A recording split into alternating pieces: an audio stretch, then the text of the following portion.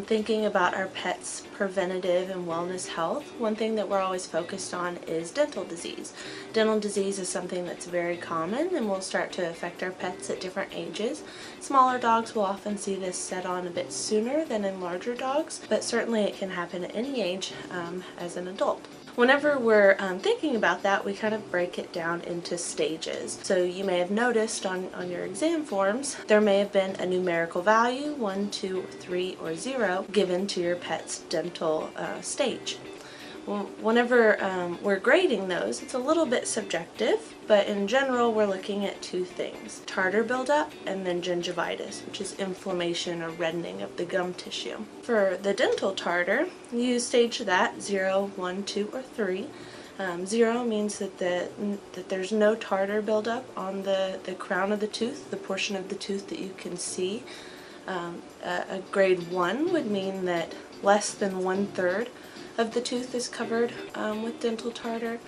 Grade 2 would be 1/3 to 2/3, and a grade 3 would be the entire tooth is covered by tartar. You should grade that based on the worst tooth in the mouth, so you may notice like, oh well, some of the pet's teeth look very clean, but others may not. It is graded based on the worst tooth. Whenever we're looking at the gingivitis score, again you have 0, 1, 2, or 3. 0 would be no inflammation of the gums. 1 would be mild, moderate, and then severe being 3. We combine these two scores to create a collective score, so that's where the subjectivity comes in a little bit.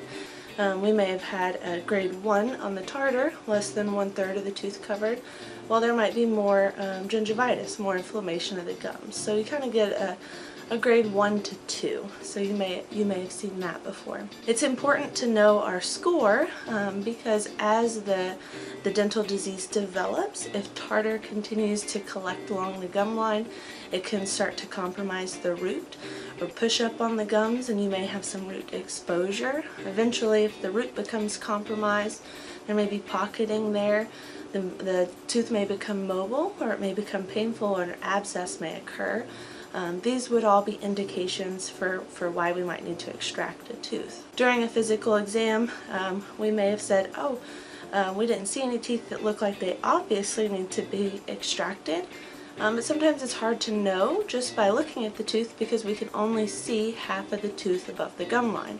The root of the tooth under the gum line we can't see during just a physical exam, which is why taking the x-rays during the dental cleaning process is so critical. You can have abnormalities of the tooth root even if the crown of the tooth looks completely healthy, like if the root was fractured, or if there's little resorptive lesions or areas where the tooth root's being broken down by the body. These can be painful and also require extraction.